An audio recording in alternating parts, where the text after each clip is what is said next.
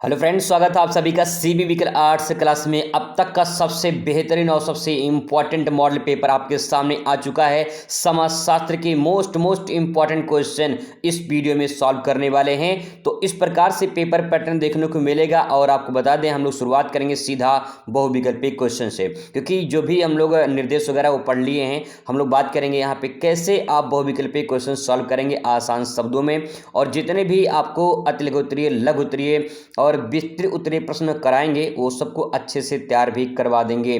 तो पहला क्वेश्चन आपके सामने है कि दहेज निरोधक अधिनियम कब पारित हुआ था? 1955 में, 1961 में, 1956 में या फिर 1984 में? आपका राइट आंसर क्या होगा कमेंट करके जरूर बताइएगा, ताकि पता चले कि आपको कितना आंसर पता है। तो दहेज निरोधक अधिनियम जो है ये आया था 1961 में। चलिए आगे बात करते हैं। दूसरा क्वेश्चन आपके सामने है, ब्रह्म समाज की स्थापना कब हुई थी? ब्रह्म समाज की स्थापना 1825 में, 1828 में, 1829 में या फिर 1869 में? यहाँ पे जवाब होगा आपका जो है 1828 में राइट आंसर हो जाएगा। 1828। कमेंट करके जरूर बताइए कि ब्रह्म समाज के संस्थापक कौन थे, क्योंकि ये भी क्वेश्चन पूछ सकता है। तो आप एक बार पता कर लीजिए कि ब्रह्म समाज के संस्थापक जो है कौन थे। कमेंट करके बताइएगा ताकि और लोग को पता चल जाए। ठीक है, चलिए अगला क्वेश्चन आपके सामने कि जाति एक बंद वर्ग है, ये किसने कहा है? जाति एक बंद वर्ग है, किसने कहा है? ये D N Majumdar, S C Dubey, MacIver and Page, M N Srinivas. तो इसमें राइट आंसर हो जाएगा आपका डी एन मजूमदार। जाति एक बंद वर्ग है। अगला है अन्य पिछड़े वर्गों की समस्या क्या है? अन्य पिछड़े वर्गों की समस्या है आर्थिक पिछड़ेपन की समस्या, या फिर शिक्षा के क्षेत्र में पिछड़ेपन की समस्या, या फिर राजनीतिक उत्पीड़न, शोषण एवं अत्याचार की समस्या, या उपयुक्त सभी। तो राइट आंसर भाई सभी को पता चल गया हो कि ये जो है डी वाला ऑप्शन ही चौथा जो है राइट आंसर हो जाएगा। ठीक है, चलिए आगे बात करते हैं। नेक्स्ट पॉइंट आपके सामने यहाँ पे है। क्वेश्चन कह रहा है कि इंपॉर्टेंट है कि निम्नलिखित में से कौन भौगोलिक पर्यावरण का तत्व नहीं है? तो भैया धर्म तो नहीं है, वर्षा, हाँ वर्षा तो भौगोलिक है, विश्वास भी नहीं, विवाह भी नहीं। तो इसका मतलब राइट आंसर क्या हो जाएगा? इसमें वर्षा आपका करेक्ट आंसर हो जाएगा। ठीक है, चलिए आगे क्वेश्चन नंबर छठवां है, लोकतंत्र जनता का, जनता के द्वारा जनता के लिए, ये किसने कहा है? इंपॉर्टेंट है ये महात्मा गांधी, जवाहरलाल नेहरू, अब्राहम लिंकन या डॉक्टर भीमराव अंबेडकर? तो यहाँ पे राइट आंसर हो जाएगा अब्राहम लिंकन ने। ठीक है, अब्राहम लिंकन ने कहा था। नेक्स्ट है, मेक इन इंडिया का उद्देश्य क्या है? मेक इन इंडिया का उद्देश्य भैया आत्मनिर्भर भारत, आर्थिक समृद्धि या वृद्धि, आधुनिक मशीनों का प्रयोग करना, उपयुक्त सभी। तो करेक्ट आंसर यही हो जाएगा उपयुक्त सभी। ठीक है, चलिए आगे है। नेक्स्ट है, जनसंचार का जो माध्यम रूप है, जनसंचार का माध्यम रूप क्या है? मुद्रित संचार माध्यम ये भी है, विद्युत संचार माध्यम ये भी है, और श्रव्य दृश्य यानी देखना सुनना ये भी है संचार माध्यम। इसका मतलब राइट आंसर इसमें सभी हो जाएगा। ठीक है, और आगे बात करते हैं। नेक्स्ट है कि भारत में अन्य पिछड़े वर्ग की प्रमुख समस्या क्या है? शिक्षा, बेरोजगारी, निर्धनता या फिर ये सभी? तो इसमें राइट आंसर ये सभी हो जाएगा। अगला है क्वेश्चन है कि संस्कृतिकरण शब्द की उत्पत्ति किसने की थी? तो संस्कृतिकरण जो शब्द है इसकी उत्पत्ति जो है M N Srinivas, Radhakamal Mukherjee, S C Dube, Andre वेतेई। तो यहाँ पे राइट आंसर हो जाएगा एम एन श्रीनिवास। ठीक है, चलिए ये 10 इंपॉर्टेंट क्वेश्चन आपके सामने हो गए, इसका उत्तर भी यहाँ पे लिख दिया है मैंने। और इसके बाद जो है अब शुरुआत करेंगे हम लोग यहाँ से अति लघुत्तरीय प्रश्न की। अति लघुत्तरीय प्रश्न में 25 शब्दों में आंसर देना होगा, 3 नंबर आपको यहाँ से प्राप्त होंगे। ठीक है, तो चलिए अब इसका फटाफट जो है आंसर यहाँ पे जो है समझने का प्रयास करते हैं। इस प्रकार से क्वेश्चन आपको देखने को मिलेगा। समुदाय क्या होता है? जन्मदर से आप क्या समझते हैं? विनिमय से आप क्या समझते हैं? जाति और वर्ग में अंतर बताइए। क्षेत्रवाद का अर्थ क्या है? सामाजिक संरचना का आशय क्या है? आधुनिकीकरण से क्या आशय है? प्रेक्षण पद्धति के 3 उद्देश्य बताइए। दबाव समूह की अवधारणा क्या है? जो है सोप ओपेरा क्या है? और समुदाय क्या है? ठीक है, मतलब यहाँ से आंसर शुरुआत करेंगे हम लोग समुदाय क्या है। तो चलिए देखते हैं समुदाय क्या है। कम्युनिटी की बात करें, क्या होता है कम्युनिटी? देखिए एक समूह है, पहला पॉइंट ये है, समुदाय क्या है, एक समूह है, एक गुट है, ठीक है, किस चीज़ का, जिसमें विभिन्न समान रुचि, संस्कृति, भाषा, भौगोलिक क्षेत्र, उद्देश्य वाले लोग शामिल होते हैं। समुदाय का निर्णय और निर्माण जो होता है वो साझा मूल्यों और आपसी सहयोग के आधार पर होता है। एक सिंपल भाषा में समझिए, सिंपल भाषा में मान लीजिए आपके दोस्तों का जो गुट होगा, आपके जो दोस्तों गुट है, जैसे 12 के बच्चे हैं तो सभी 12 के दोस्तों का एक गुट होगा, समूह होगा, ठीक है, यानी सभी लोग किस क्लास के हैं, 12 के क्लास के हैं। आपका कोई जो है 8 का बच्चा नहीं होगा, ठीक है, इसमें कोई 9 का बच्चा नहीं होगा, इसमें कोई 1 का बच्चा नहीं होगा, इसमें कोई 6 का बच्चा नहीं होगा। कहने का मतलब ये है कि जो आपके दोस्तों का गुट है ना, जो आपके दोस्तों का समूह केवल 12 के बच्चों का होगा। कहने का मतलब ये है कि इसमें समान रुचि देखने को मिलती है, उनकी समान संस्कृति होती है, यानी अब 12 के हैं तो सभी लोग 12 के ही पेपर देंगे ना, कोई 10 का थोड़ी देगा। इसका मतलब कि समान रुचि, यानी समान रुचि, भाषा, भौगोलिक क्षेत्र आदि शामिल होता है। तो ऐसा समूह है जहाँ पे समान रुचि हो, यानी समान संस्कृति हो, समान भाषा हो, समान भौगोलिक क्षेत्र हो, ऐसे समूह को समुदाय कहा जाता है। सिंपल, ठीक है। जैसे ग्रामीण समुदाय, ग्रामीण अपना एक समुदाय होता है ग्रामीण में, और अपने समुदाय में लोग उस प्रकार से रहते हैं जैसे लोग गांव में अपना कृषि करना और जो है सब परिवार की तरह रहना, ये सब जो है प्रक्रिया देखने को मिलती है। शहरी समुदाय, धार्मिक समुदाय, ये कुछ एग्जाम्पल हैं जो आप यहाँ पे समझ सकते हो। बहुत ही सिंपल भाषा में मैंने लिखा है और आपको आसान शब्द में मैंने समझाने का प्रयास किया है, आप समझ जाएंगे, अच्छे से इसे आप लिख पाएंगे।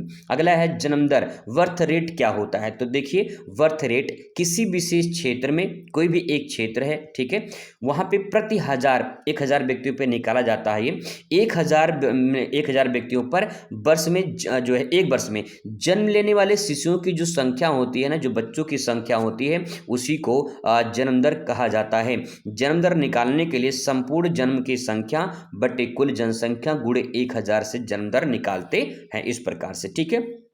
इस परिभाषा को ऐसे भी कह सकते हैं आप कि 1000 मतलब 1000 प्रति 1000 महिलाओं के द्वारा जीवित जन्म देने वाले बच्चों की संख्या को जन्म दर कहा जाता है, ठीक है। आप फार्मूला ले लेंगे पूरा परफेक्ट, 3 में 3 नंबर मिल जाएगा, ठीक है भैया।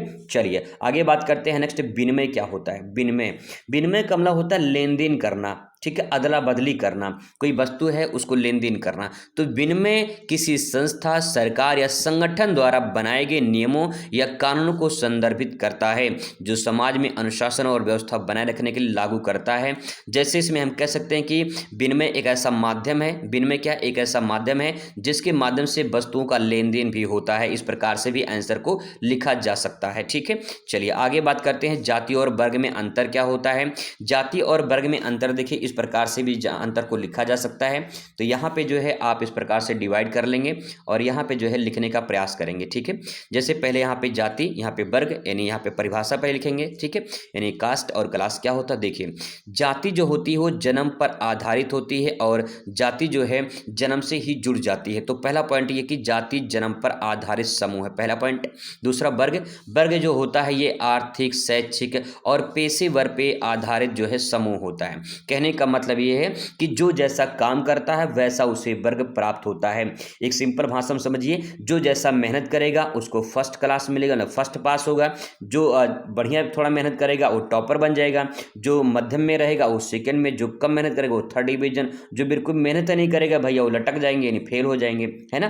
तो यहाँ पे समझने वाली बात ये है कि जाति क्या होती है, जन्म पर आधारित होती है। यानी अगर मान लो कोई ए जाति का है, कोई बी जाति का है, और ए जाति में अगर कोई बच्चा पैदा होता है तो उसकी जाति क्या होगी, ए होगी कि बी होगी, ए होगी भैया उसकी जाति। इसका मतलब जाति जन्म से ही जुड़ जाती है। और जो है जो कास्ट होता है, जो क्लास होता है, जो वर्ग होता है, ये जो जैसा काम करते हैं उसी काम के अनुसार उनको वर्ग मिलता है। जैसा आप मेहनत करोगे वैसा आप टॉपर बनोगे, ठीक है, वैसा आप फर्स्ट डिवीजन बनोगे, वैसा आप सेकंड डिवीजन पास करोगे, वैसा थर्ड डिवीजन पास करोगे, जैसा जो मेहनत करेगा। यानी जैसा शैक्षिक, आर्थिक, पेशेवर जैसा जो भी काम करेगा वैसे उसे वर्ग प्राप्त होता है। यानी वर्ग जो है अर्जित किया जा सकता है, पहला पॉइंट। और जाति जन्म पर आधारित होती है। सिंपल, ठीक है भैया। चलिए आगे बात करते हैं यहाँ पे परिवर्तनशीलता। परिवर्तनशीलता में क्या लिखेंगे, अपरिवर्तनीय होता है, इसे बदल नहीं सकते हैं, जन्म से है ना, जन्म से भैया, जन्म से हो चुका है तो बदल नहीं सकते हैं, लेकिन इसे परिवर्तनशील ये बदल सकते हैं, वर्ग को बदला जा सकता है। अगर हाई स्कूल में आप सेकंड डिवीजन पास हुए होंगे तो आप इसे बदल सकते हैं, आप इंटर में फर्स्ट डिवीजन पास हो सकते हैं, ठीक है, इसको बदला जा सकता है, ठीक है। चलिए आगे देखते हैं, उदाहरण के तौर पर इसमें ब्राह्मण, क्षत्रिय, वैश्य, शूद्र ये आते हैं, और इसमें उच्च वर्ग, मध्यम वर्ग, निम्न वर्ग ये आते हैं। वर्ग अर्जित किया जा सकता है, निम्न वर्ग का जो बच्चा है या निम्न वर्ग के जो लोग होते हैं वो उच्च वर्ग की श्रेणी में आ सकते हैं, क्योंकि वर्ग को बदला जा सकता है, ठीक है भैया। चलिए हो गया, समझ में आ गया होगा आई होप। आगे बात करते हैं क्षेत्रवाद क्या होता है। बहुत सिंपल भाषा में देखिए, आपको बता दें कि जितना हो सके आप डायग्राम, जैसे कि यहाँ पे क्षेत्रवाद है ना, इसको कैसे डायग्राम बनाएंगे, देखिए बता दे रहा हूँ मैं कैसे डायग्राम बनाना आपको। यहाँ पे मान लीजिए कोई एक क्षेत्र ए है, कोई एक क्षेत्र बी है, कोई क्षेत्र सी है, कोई क्षेत्र ई है, ठीक है, ये क्षेत्र का नाम मान लेते हैं।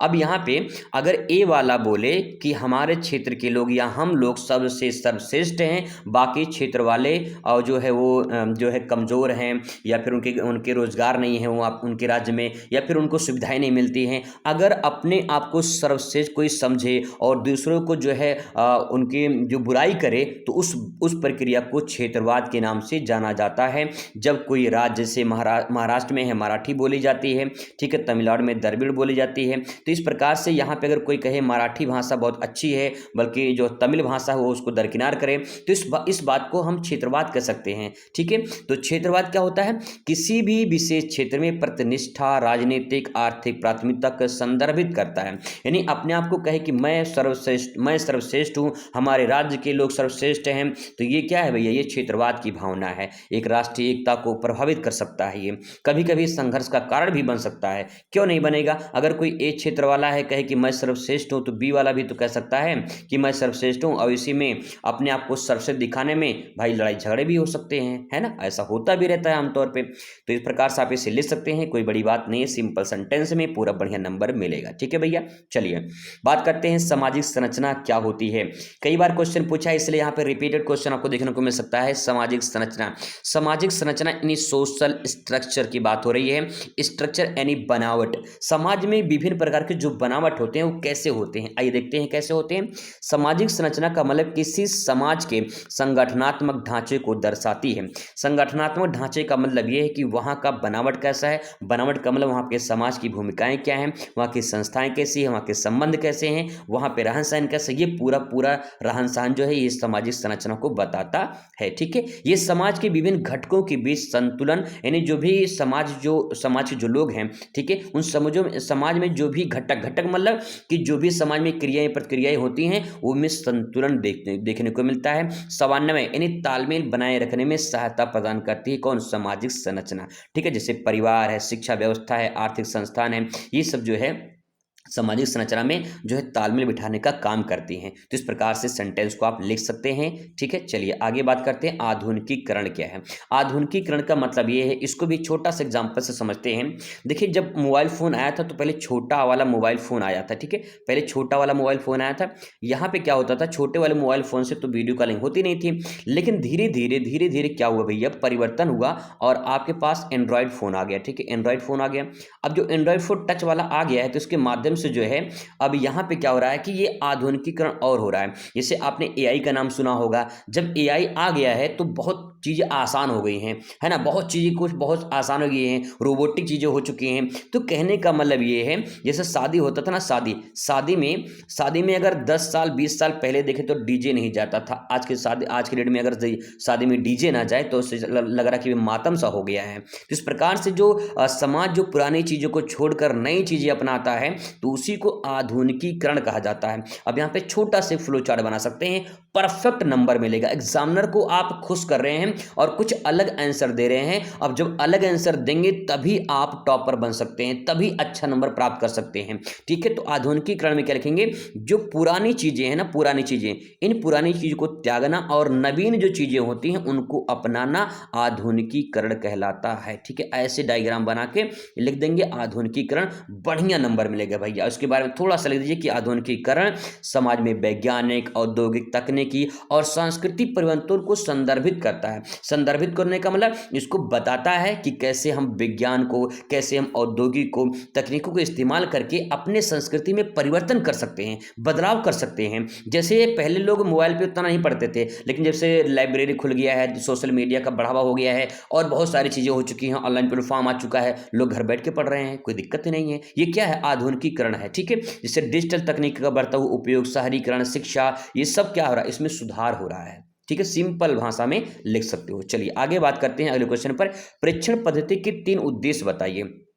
परीक्षण पद्धति क्या होती है, ठीक है। तो देखिए पहला 3 उद्देश्य है, 3 नंबर मिलेगा यहाँ पे, तो आपको बताना है। पहला, यथार्थवादी डेटा संग्रह करना। यथार्थवादी मतलब क्या? एकदम सत्य सत्य। जैसे कि आपने कहीं पे सर्वे किया, सर्वे करने के बाद आपको पता चल जाए कि भैया अच्छा यहाँ की स्थिति ऐसी है, इस समाज की स्थिति ऐसी है, इस समाज में गरीबी है, इस समाज में बेरोजगारी है, इस समाज में ये समस्याएं हैं। तो कैसे पता चला? जब आप परीक्षण यानी सर्वेक्षण की जांच की, तभी तो। यथार्थवादी मतलब कि आपको सत्यता का जानकारी मिलता है, वास्तविक घटनाओं और सामाजिक व्यवहारों का अध्ययन, इसमें हमें जानकारी प्रदान होती है। पहला पॉइंट। दूसरा पॉइंट देखिए, दूसरा पॉइंट है सटीकता एवं प्रामाणिकता। यानी जब आप कहीं जाएंगे, किसी चीज से कुछ पूछेंगे, जानकारी प्राप्त करेंगे, तो सटीक जानकारी मिलेगी, प्रमाण मिलेगा कि देखो भैया अच्छा ये पृथ्वी गोल है, तो गोल क्यों है, आपको सटीक जानकारी मिलेगी। तो वहां पे आपको जब पढ़ेंगे, अध्ययन करेंगे, तभी तो, ठीक है। शोध निष्पक्ष, यानी शोध मतलब जो है रिसर्च करना, विश्वसनीयता को बनाए रखता है। तो यहाँ पे जो है इसका दूसरा पॉइंट इस प्रकार से लिख सकते हैं। तीसरा है सामाजिक व्यवहार की व्याख्या। मतलब ये है विभिन्न समूहों और व्यक्तियों के बीच संबंध जो होते हैं, उस संबंध को समझने का प्रयास करते हैं, और इसी प्रकार से हमें समझने का मौका मिलता है किसके? परीक्षण पद्धति के द्वारा। तो इस प्रकार से 3 पॉइंट आप ले सकते हैं, ठीक है। समझ जाएंगे तो अपनी भाषा में ले देंगे, तब भी आपका राइट आंसर हो जाएगा। ध्यान रखेंगे दोस्तों, 3 घंटे 15 मिनट की कॉपी आपको लिखनी पड़ती है, और वो जो बोर्ड के एग्जाम में कॉपी चेक होती है, वो 1 मिनट में कॉपी आपकी चेक होगी। आप समझ जाइए कितनी फास्ट चेकिंग होती है। अच्छी तरीके से मुझे पता है दोस्तों कैसे कॉपी चेक होती है, इसलिए बता दे रहा हूँ। पिछले 8 सालों से मैं पढ़ा रहा हूँ विद्यालय में, तो अच्छे तरीके से पता है बोर्ड की कॉपी कैसे चेक होती है। तो आप समझ जाइए कि कॉपी में ऐसे लिखना है कि आपको लगे एग्जामिनर कि बच्चे ने क्या लिखा है, ऐसे सेंटेंस को समझने का प्रयास करना है, ठीक है। चलिए आगे क्वेश्चन देखते हैं, दबाव समूह की अवधारणा क्या है। तो देखिए दबाव समूह, यहाँ पे सेंटेंस लिखा है दबाव, भाई किसी को दबाने की बात हो रही है ना, समझिए सेंटेंस को, दबाने की बात हो रही है, किस चीज को दबाने की? समूह को। देखिए आगे लिखा है समूह, यानी ऐसा समूह है, आपके दोस्तों का गुट हो सकता है, गुट मतलब समूह, आपके दोस्तों का गुट हो सकता है, आपके दोस्तों का समूह हो सकता है, उन दोस्तों को दबाने की बात हो रही है। अब कौन दबाएगा, आइए देखते हैं। दबाव समूह वे संगठन होते हैं जो सरकार या प्रशासन संस्थाओं पर अपने विशेष हितों के लिए दबाव डालते हैं। जैसे मान लेते हैं बीजेपी पार्टी है, मान लीजिए बीजेपी पार्टी है, ठीक है। अब यहाँ पे जो बीजेपी केंद्र सरकार में भी है, यूपी में राज्य सरकार में भी है, तो देखा जाए जो विपक्षी पार्टी है ना, विपक्षी पार्टी, ये विपक्षी पार्टी जो है अपने हितों के लिए या फिर जो है अन्य किसी काम के लिए अपने इस सरकार पर दबाव डालेंगे, या फिर जो है जो जनता है, अब जब जनता सरकार पर दबाव डाले अपने हितों के लिए, अपने जो है किसी भी, जैसे बेरोजगारी बढ़ रही है, तो बेरोजगारी के लिए कोई अपने जो है सरकार पर दबाव कि रोजगार दीजिए, है ना, आंदोलन करे शांतिपूर्वक, तो इस प्रकार के दबाव को दबाव समूह कहा जाता है, क्योंकि दबाव किसी संगठन या समूह के द्वारा किया जाता है। अगर कोई एक व्यक्ति दबाव डालता है तो उसे समूह नहीं कहेंगे, बल्कि दबाव व्यक्ति कहेंगे, क्योंकि व्यक्ति के द्वारा दबाव डाला गया है। और जब कई सारे व्यक्ति आपस में मिल जाएं तो वो समूह बन जाता है, और वही समूह जब दबाव डाले तो यहाँ पे उसे दबाव समूह कहते हैं, ठीक है। आई होप समझ में आ चुका होगा आप लोग को।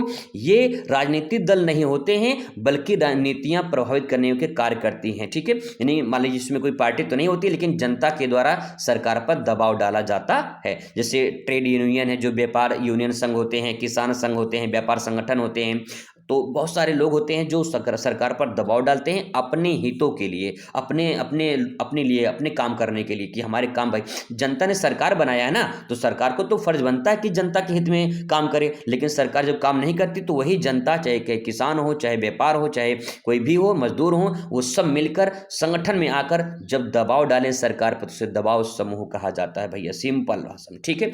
चलिए आगे बात करते हैं, सोप ओपेरा क्या है। दोस्तों अगर आप 2025 में आईटीआई करना चाहते हैं तो आप बिल्कुल सही जगह पे हैं। सीबी विकल आईटीआई गुरु चैनल को सब्सक्राइब कर लीजिए। फॉर्म कब आता है, कब एडमिशन होता है, कौन से ट्रेड से करें, सरकारी से करें, गवर्नमेंट से करें, कितना पैसा लगता है, जॉब कहाँ मिलेगा, पूरी जानकारी 100% सटीक जानकारी आपको मिलती रहेगी। तो चैनल को सब्सक्राइब कर सकते हैं, पूरा बेहतरीन जानकारी आपको मिलेगी। दोस्तों अगर बात करें सोप ओपेरा की तो यहाँ पे सबसे पहले आप हेडिंग डाल देंगे सोप ओपेरा, उसके बारे में लिखेंगे सोप ओपेरा टेलीविज़न या रेडियो से प्रसारित होने वाले एक धारावाहिक नाटक को कहा जाता है। तो पहले तो पता चल गया है कि ये सोप ओपेरा, नाम से ही बड़ा अजीब लग रहा था, क्या है ये? तो नाटक, ये नाटक है भैया जो टेलीविज़न टीवी पे दिखाई देता है, ठीक है, जो आमतौर पर घरेलू, सामाजिक और भावनात्मक मुद्दों पर आधारित है, ठीक है। इनका नाम सोप ओपेरा इसलिए पड़ा है क्योंकि शुरुआत में साबुन बनाने वाली कंपनी द्वारा इन्हें प्रयोजित किया गया था। सॉप मतलब क्या होता है? साबुन, ठीक है। तो जो है प्रयोजित मतलब इनको जो है दिखाया गया था कंपनी के द्वारा, जो साबुन बनाती कंपनी ना, उसके द्वारा दिखाया गया था, ठीक है। बहुत सारे नाटक होते हैं जैसे क्योंकि सास भी कभी बहू थी, बालिका वधू, ये सब क्या है? एक ऐसे सामाजिक घरेलू नाटक होते हैं जो दिखाए जाते हैं समाज में, ठीक है। इस प्रकार से सोप ओपेरा आप इसके बारे में लिख सकते हैं, सिंपल है। अब बात करेंगे यहाँ पे लघु उत्तरीय प्रश्न की, 6 नंबर आपको मिलेगा, 50 शब्दों में लिखना होगा, कम से कम एक पेज में इसको आंसर देंगे तभी पूरा नंबर मिलेगा। और सही तरीके से कैसे लिखेंगे आइए इसको भी समझने का प्रयास करेंगे। क्वेश्चन इस प्रकार से पूछा जाएगा कि जो है पुरुषार्थ के प्रमुख पक्ष के प्रकाश डालिए, जनसंख्या वृद्धि के दुष्परिणाम को समझाइए, और जो है ऐसे ही इंपॉर्टेंट क्वेश्चन आपको देखने को मिलेगा। हम लोग सीधा आंसर पे आ जाते हैं और कैसे लिखेंगे आइए समझने का कोशिश करते हैं। पुरुषार्थ के प्रमुख पक्ष पर प्रकाश डालिए, क्या है इसका मतलब? देखिए, पुरुषार्थ भारतीय दर्शन के एक महत्वपूर्ण सिद्धांत है जो जीवन में मानव प्रयास और उद्देश्यों के उद्देश्यों को 4 भागों में विभाजित किया गया है।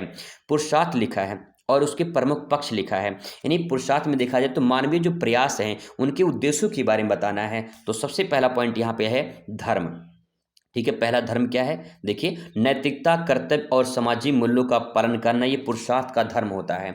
एक ऐसा व्यक्तित्व का धर्म होता है जो आपके नैतिक, कर्तव्य और सामाजिक मूल्यों को पालन करने को मजबूर करता है। तो पहला पॉइंट ये हो जाएगा।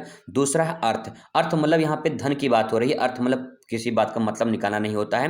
अर्थ का मतलब धन की बात हो रही है। धन, संपत्ति, आर्थिक समृद्धि को प्राप्त करने का पुरुषार्थ का काम होता है, ठीक है। पहला पॉइंट। दूसरा पॉइंट देखिए, लिखते हैं। तीसरा पॉइंट देखिए, काम। काम मतलब इच्छा, जो आपकी इच्छा है, जो भावनाएं हैं, जो उसको सुखों की पूर्ति करना, जो भी आपकी इच्छाएं हैं उसको पूरा करना, ये पुरुषार्थ का काम होता है। और मोक्ष, अंत में आता है मोक्ष, आत्मज्ञान और मुक्ति प्राप्त करना, ये सब जो है आपके मोक्ष की होती है। और चारों में जो है पक्ष संतुलित जीवन के लिए आवश्यक होते हैं, ये इंपॉर्टेंट है।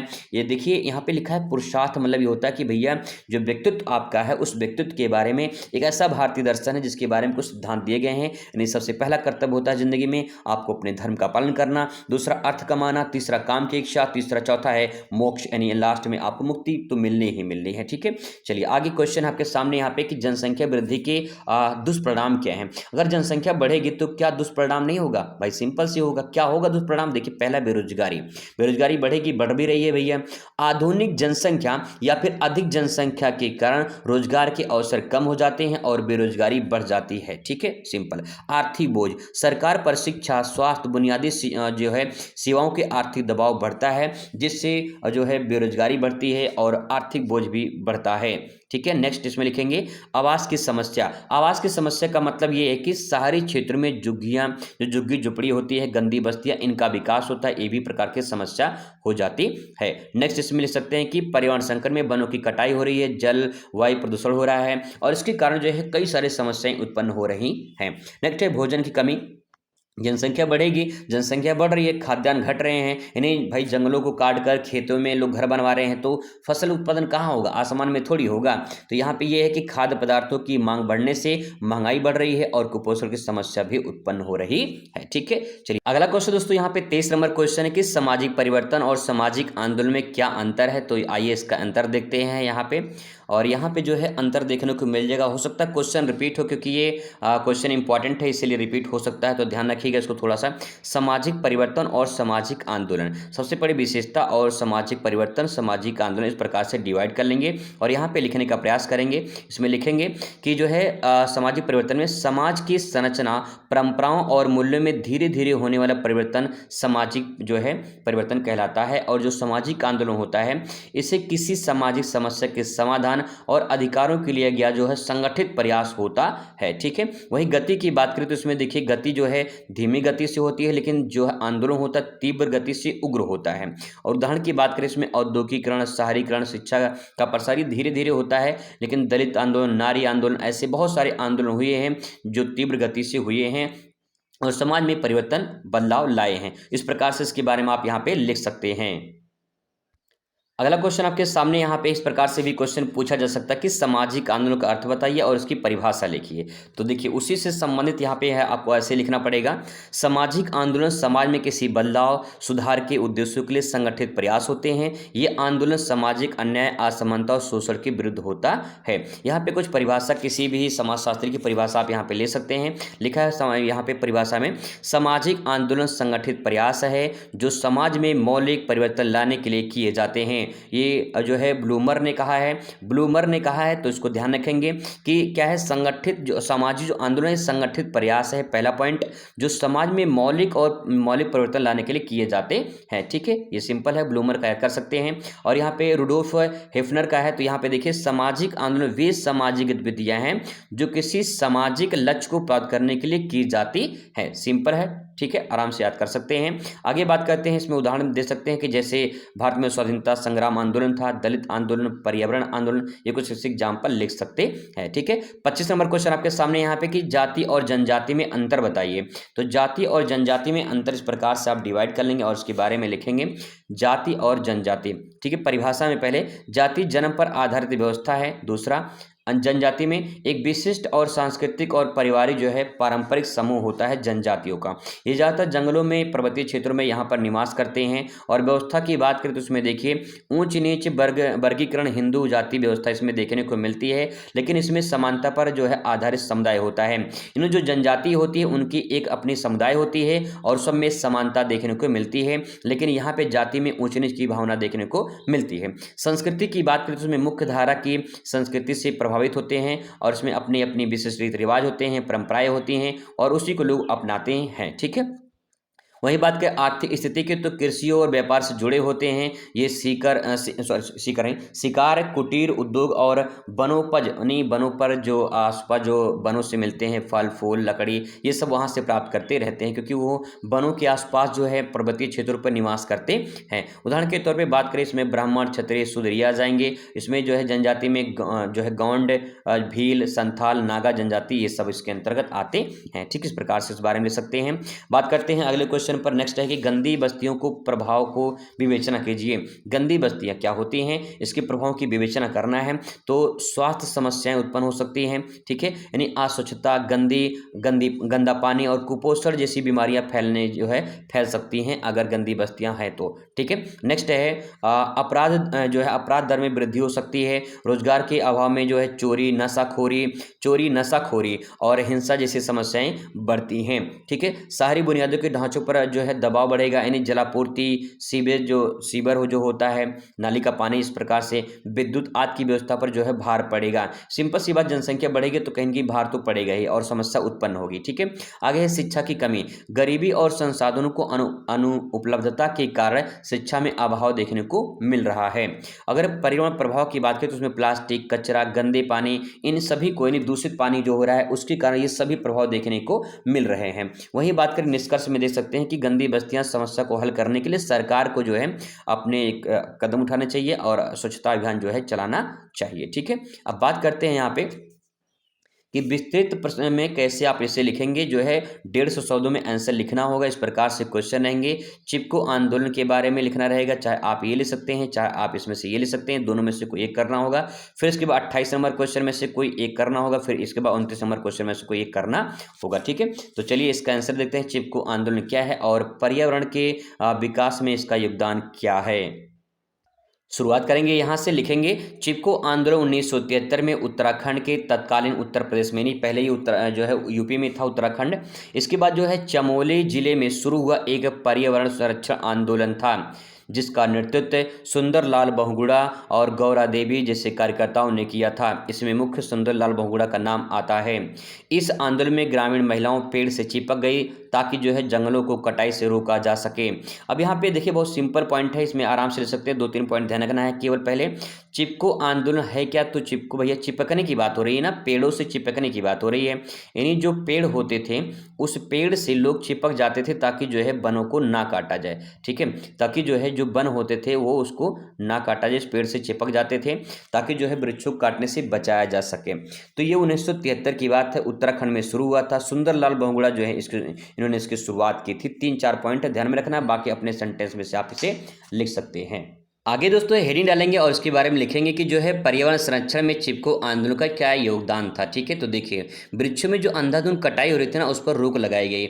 इस आंदोलन के कारण सरकार ने पेड़ों की कटाई पर जो है प्रतिबंध लगा दिया था, ठीक है, सिंपल है। आगे है जैव विविधता में संरक्षण मिली। जैव विविधता का मतलब ये होता है कि जिन क्षेत्रों में जीव जंतुओं और वनस्पतियों की भिन्नता पाई जाती है उसे जैव विविधता कहा जाता है। और सिंपल सी बात है कि जब पेड़ रहेंगे तो जीव जंतु भी रहेंगे, जीव जंतु रहेंगे तो भाई उनका संरक्षण करना है और संरक्षण अपने आप हो जाएगा, क्योंकि वहाँ पे पूरा का पूरा उस क्षेत्र में वनों की कटाई पर रोक लग गई है, ठीक है। जंगलों से बचाने में जो वन्य जीव हैं उनको जो खतरा नहीं होगा और जो पारिस्थितिकी तंत्र है उसको सुरक्षा होगी, ठीक है। आगे है वृक्षारोपण को बढ़ावा। वृक्षारोपण को बढ़ावा का मतलब यह है कि ज़्यादा से ज़्यादा वृक्ष लगाए जाएं। इस आंदोलन में लोगों ने वृक्षारोपण की प्रवृत्ति को बढ़ी और वनीकरण का नीति भी लागू किया गया, ठीक है। आगे इसमें लिखेंगे 2 पॉइंट और लिखेंगे कि पर्यावरण जागरूकता। यह आंदोलन पर्यावरण आंदोलन का एक आधार बना, जिससे भारत में कई अन्य पर्यावरण संरक्षण भी अभियान चलाए गए थे, ठीक है। अब इसके बाद जो है नेक्स्ट क्वेश्चन यहाँ पे लिखेंगे, अथवा करके दिया रहता है कि सामाजिक विषमता और जो है व्यक्तिगत विषमता में अंतर बताना है, ठीक है। तो इसका आंसर जो है यहाँ पे मैंने स्किप कर दिया है, एक बार आप देख लीजिएगा, ठीक है। चलिए क्वेश्चन बात करते हैं अगले पॉइंट पर। भारतीय समाज का मौलिक विशेषता क्या है, तो देखिए भारतीय समाज की मौलिक विशेषताओं में लिखे बहुसांस्कृतिक समाज, यानी जो हमारा समाज है वो कैसा है, बहुसांस्कृतिक है। तो इसके बारे में देखिए लिखेंगे भारत में विभिन्न धर्म, भाषा, जातियाँ और संस्कृति संगम पाई जाती हैं। तो यहाँ पे बहुसांस्कृतिक समाज भारत में देखने को मिलता है, पहला पॉइंट। दूसरा है जाति व्यवस्था। भारत में जो है विभिन्न धर्मों के हिसाब से देखा जाए तो यहाँ पे अपनी अपनी संस्कृति होती है और अपनी अपनी उनकी भाषा होती है, अपनी अपनी उनकी जो है जाति परंपरा होती है। तो पारंपरिक जाति प्रथा भी देखने को मिलती है, ठीक है। दूसरा पॉइंट के बाद तीसरा देखिए सामाजिक गतिशीलता में लिखेंगे कि आधुनिकीकरण और शिक्षा के प्रभाव से सामाजिक आंदोलन की गति बढ़ी हुई है, ठीक है। आगे है संयुक्त परिवार प्रणाली देखने को मिलती है समाज में। यद्यपि अब एकल परिवार बढ़ रहे हैं, फिर भी संयुक्त परिवार भी आज समाज में गहरे जो है जड़ें वो बनाए रखी हैं। अगला है धर्मनिरपेक्षता। धर्मनिरपेक्षता का मतलब ये होता है कि भारत में एक धर्म देश है, मतलब एक धर्मनिरपेक्ष देश है जहां विभिन्न धर्मों के समान अधिकार प्राप्त हैं। क्योंकि भारत में हिंदू, मुस्लिम, सिख, ईसाई, बौद्ध, जैन सभी धर्म के लोग रहते हैं, तो किसी धर्म को सर्वश्रेष्ठ की मान्यता नहीं दी गई है। सभी धर्म समान हैं और संविधान की नज़र में कोई भी धर्म सर्वश्रेष्ठ नहीं है। सभी कैसे हैं, समान हैं। जो जिस धर्म में रहता है उसका प्रचार प्रसार कर सकता है, इसीलिए भारत एक धर्मनिरपेक्ष देश है, ठीक है। आगे है ग्रामीण प्रधानता। इसमें लिखेंगे अधिकांश जनसंख्या अभी भी गांव में निवास करती है, जिससे कृषि आधारित अर्थव्यवस्था बनी हुई है, ठीक है। चलिए आगे यहाँ पे पॉइंट लिख सकते हैं कि विरोधाभास से भरा समाज। भारतीय समाज में परंपरागत और आधुनिक सोच, ग्रामीण और शहरी जीवन शैली का मिश्रण देखने को मिलता है। यानी गांव के लोग कुछ सोचते हैं, शहर के लोग कुछ सोचते हैं, अपनी अपनी परंपराएं होती हैं। अभी भी लोग गांव में जो है झाड़ फूक वाला भी बहुत लोग काम करते हैं, ठीक है, और लोग उसका शिकार बन जाते हैं। शहर में जो है जीवन शैली में अलग आपको देखने को मिलेगा, ठीक है। चलिए आगे बात करते हैं। क्वेश्चन है दबाव समूह क्या होता है और राजनीतिक दलों पर जो है इसका क्या महत्व है, इसके बारे में बताना है। तो देखिए पहले बात करते हैं परिभाषा के बारे में, लोग पढ़ चुके हैं। दबाव समूह वे संगठित होते हैं, वे संगठित समूह होते हैं जो सरकार के नीतियों को प्रभावित करने का प्रयास करते हैं और जो है सीधा जो है असर डालते हैं सरकार पर, लेकिन सीधे सत्ता जो है प्राप्त करने का प्रयास नहीं करते हैं। यानी जनता जो होती है वो सत्ता प्राप्त जो है प्राप्त करने का प्रयास नहीं करती, वो सरकार पर अपनी आवश्यकताओं की पूर्ति करने के लिए, अपनी मांग को जो है मतलब पूरा करने के लिए जो है दबाव डालती है सरकार पर, ठीक है। चलिए अब इसके अंतर देखते हैं। तो अंतर में यहाँ पे इस प्रकार से आप यहाँ पे देख पाएंगे, एक दबाव समूह है, एक राजनीतिक दल है। दबाव समूह जब राजनीतिक जो सरकार पर दबाव डालती है तो नीतियों को प्रभावित करती है। जो नीति मतलब जो नियम है, सरकार ने जो नियम बनाए हैं उस नियम को प्रभावित करती है, ठीक है। जो राजनीतिक दल होते हैं ये सत्ता प्राप्त करना चाहते हैं, पहला पॉइंट। आगे देखिए दूसरा पॉइंट, संरचना में कोई निश्चित चुनावी प्रक्रिया इनकी नहीं होती है, लेकिन इनका संगठित पार्टी संरचना होती है राजनीतिक दल का। आगे बात करते हैं सामाजिक आधार में। तो किसी विशेष वर्ग, जाति, व्यवसाय या आदि से संबंधित हो सकते हैं, लेकिन इसमें विभिन्न वर्गों या समुदायों के लोग समर्थन से बनते हैं। राजनीतिक जो दल बनते हैं उसमें अलग अलग जाति के लोग, धर्म के लोग रहते हैं, तो उस प्रकार से सरकार बनाते हैं, यानी राजनीतिक दल बनाते हैं। अगला है, उदाहरण के तौर पर अगर बात करें तो उसमें जो संस्था बनती है वो ट्रेड यूनियन यानी व्यापार संघ, किसान संघ, उद्योगपतियों का संघ, इस प्रकार से बनता है। इसमें पार्टी में कांग्रेस है, जो है बीजेपी पार्टी है, जो है समाजवादी पार्टी है, बसपा पार्टी है, बहुत सारी पार्टियां हैं। तो इस प्रकार से जो है आप इसके बारे में लिख सकते हैं, और ये अंतर है, बहुत सिंपल भाषा में यहाँ पे लिखा गया है। ठीक है, आगे बात करते हैं दबाव समूह का महत्व क्या है, तो महत्व पे नजर डालते हैं। तो देखिए महत्व में लिखेंगे कि लोकतंत्र मजबूत बनते हैं। दबाव समूह से लोकतंत्र क्या होता है, मजबूत बनता है, नहीं तो सरकार मनमानी करने लगती है। नीतियों में जनहित की प्राथमिकता देने के लिए सरकार पर दबाव बनाया जाता है। नीति मतलब क्या होता है, नियम, और उसमें जनहित को प्राथमिकता यानी जनता का हित होना चाहिए, जनता की भलाई के लिए होना चाहिए, तभी तो सरकार जो है तभी तो जनता के हित के लिए काम होगा। तो सरकार क्या करती है, सरकार जो नियम बनाती है वो जनता के हित के लिए होना चाहिए। तो इस प्रकार से इसके बारे में लिखेंगे। अगला है, विशेषज्ञता के आधार पर सरकार को सही सुझाव, यानी विशेषज्ञ जो होते हैं, जैसे किसी भी फील्ड में एक्सपर्ट होते हैं, उसके बारे में बताते हैं कि सरकार को कैसा काम करना चाहिए। नेक्स्ट है, सामाजिक समस्याओं के प्रति सरकार जनता में जागरूकता फैलाते हैं, और इस प्रकार से जो समस्याएं होती हैं वो दूर होती हैं। ठीक है, अगला क्वेश्चन आपके सामने है कि माल्थस के जनसंख्या सिद्धांत के बारे में बताना है। तो देखिए माल्थस के जनसंख्या सिद्धांत में इसको जो है थॉमस रॉबर्ट माल्थस ने दिया था, और यहाँ पे बहुविकल्पी क्वेश्चन बनेगा कि essay on the principle of population की पुस्तक किसने लिखी है, तो जवाब होगा माल्थस ने। कब प्रकाशित हुई, तो 1798 में प्रकाशित हुई थी। यहाँ से दो क्वेश्चन आपके बनेंगे, दोनों ध्यान रखेंगे। ठीक है, चलिए बात करते हैं इसके मुख्य बिंदु के बारे में। तो देखिए इसमें क्या बताया इन्होंने, कह रहे हैं कि जनसंख्या जो है ज्यामितीय अनुपात में बढ़ रही है। ज्यामितीय अनुपात का मतलब 2, 4, 8, 16, 32, 64 ऐसे दुगनी रफ्तार से बढ़ रही है। इसका मतलब कि जनसंख्या बहुत तीव्र गति से डबल बढ़ रही है, लेकिन जो खाद्यान्न है वो अंक गणितीय अनुपात में बढ़ रही है, यानी 1, 2, 3, 4, 5 ऐसे करके बढ़ रही है। इसका मतलब ये है कि जनसंख्या तीव्र गति से बढ़ रही है और खाद्यान्न बहुत धीमी धीमी धीमी धीमी गति से बढ़ रहा है।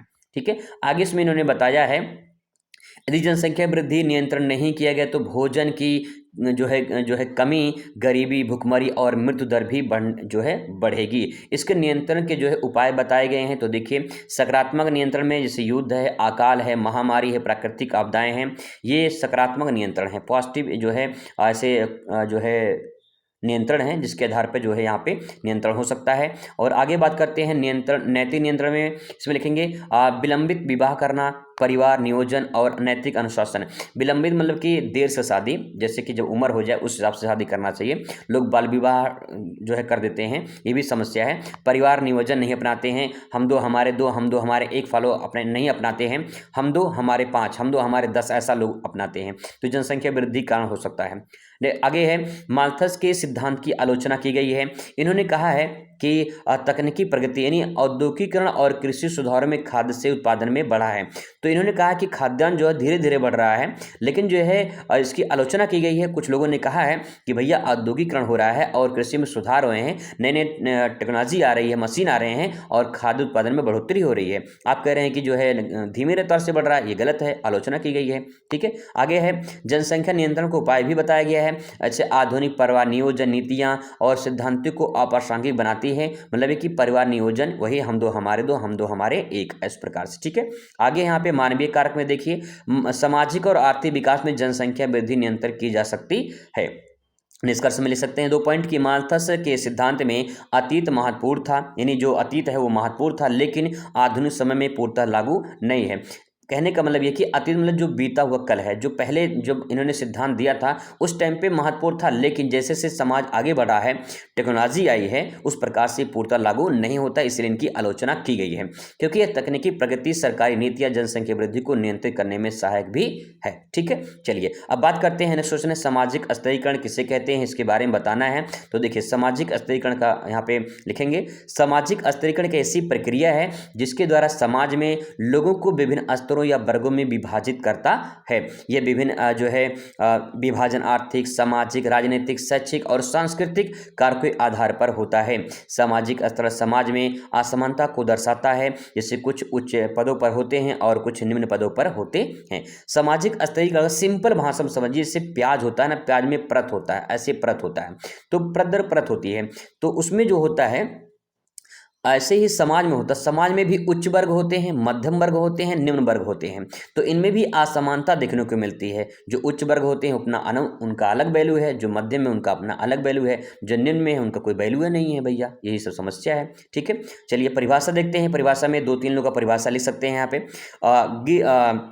गिसबर्ट के अनुसार इसमें कहा इन्होंने कि सामाजिक स्तरीकरण समाज के भीतर व्यक्तियों और समूह के बीच में असमानता का अस्थायी व्यवस्था है। ठीक है, इसको भी लिख सकते हैं। अगर लिखना चाहते हैं तो यहाँ पे लुंडबर्ग के अनुसार लिख सकते हैं। लुंडबर्ग को आपको ध्यान में रखना है, ये आपको याद भी रहेगा कि कहीं पी के लुंड हैं। ठीक है, ऐसे लोग बोलते हैं ना कि कहीं पी के लुंड हैं, तो लुंडबर्ग के अनुसार देखिए, सामाजिक स्तरीकरण से तात्पर्य व्यक्तियों के समूह को सामाजिक स्थिति के सुधार में ऊंच नीच को बांटने से है। इस प्रकार से, क्योंकि जो है सामाजिक स्तर में जो बटा हुआ है ना, कोई उच्च है तो कोई निम्न है, कोई मध्यम में, इस प्रकार से बटा हुआ है। सामाजिक स्तर की विशेषताएं में लिखेंगे असमानता, पहला पॉइंट इनइक्वालिटी है, यानी समाज में कुछ जो है समूह उच्च स्तर के मतलब उच्च स्तर पर होते हैं और कुछ निम्न स्तर पर होते हैं, तो ये असमानता है। सभी लोग समान होने चाहिए। यह असमानता आर्थिक, राजनीतिक और असामाजिक समानता के उपलब्ध को आधार पर होती है। ठीक है, नेक्स्ट इसमें है अगला पॉइंट है कि वैश्विक परिघटना। वैश्विक परिघटना का मतलब यह है कि सामाजिक स्तरीकरण सभी समाजों में पाया जाता है, चाहे वो पारंपरिक हो या आधुनिक, हर समय में पाया जाता है और हर जगह पाया जाता है। अगला पॉइंट है विभिन्न संस्कृतियों में विभिन्न प्रणालियों, जैसे कि भारतीय जाति व्यवस्था, पश्चिमी वर्ग, ये सब जो है इसके अंतर्गत आते हैं। वहीं बात करें आर्थिक सुधार, आर्थिक आधार में अधिकांश समय में आर्थिक स्थिति स्तरीकरण का मुख्य कारण माना जाता है। धनवान व्यक्ति हैं, गरीब व्यक्ति हैं, इनके बीच में अंतर देखने को मिलता है। जो गरीब है वो गरीब होता जा रहा है और जो अमीर है वो और अमीर होता जा रहा है। ठीक है, ये असमानता है। इस प्रकार से यहाँ पे लिखेंगे आश्रितता, यानी समाज में विभिन्न स्तरों के लोग एक दूसरे पर निर्भर होते हैं और श्रमिक वर्ग उद्योगपति पर निर्भर हैं और उद्योगपति श्रमिक पर निर्भर है, यानी आश्रित हैं एक दूसरे पर। ठीक है, अगला पॉइंट है यहाँ पे विभिन्न स्तरीय प्रणालियां, मतलब कि जाति प्रणाली जन्म पर आधारित होती है, जिसमें ब्राह्मण, क्षत्रिय, वैश्य, शूद्र आते हैं। और वर्ग प्रणाली की बात करें तो इसमें देखिए आर्थिक स्थिति पर आधारित होता है, इसमें उच्च वर्ग, मध्यम वर्ग और निम्न वर्ग आते हैं। वहीं बात करें औद्योगिक स्तरीकरण में तो यहाँ पे पेशे, योग्यता और तकनीकी कौशल पर जो है आधारित होता है। वहीं बात करें परिवर्तनशीलता में तो देखिए कुछ समाजों में स्तरीकरण कठोर होता है, जैसे कि जाति व्यवस्था, ये बदला नहीं जा सकता है और बदलना है तो बहुत टाइम लगेगा इसके लिए अभी। तो कुछ लोग हैं अपनी स्थिति में बदलाव कर सकते हैं, जैसे कि वर्ग है। तो अगर आप जो है, मैंने आपको बताया कि अगर आप सेकंड डिवीजन पास हुए हाई स्कूल में, तो इंटर में फर्स्ट डिवीजन पास हो सकते हैं, बदल सकते हैं उसे। ठीक है, यानी वर्ग को बदला जा सकता है।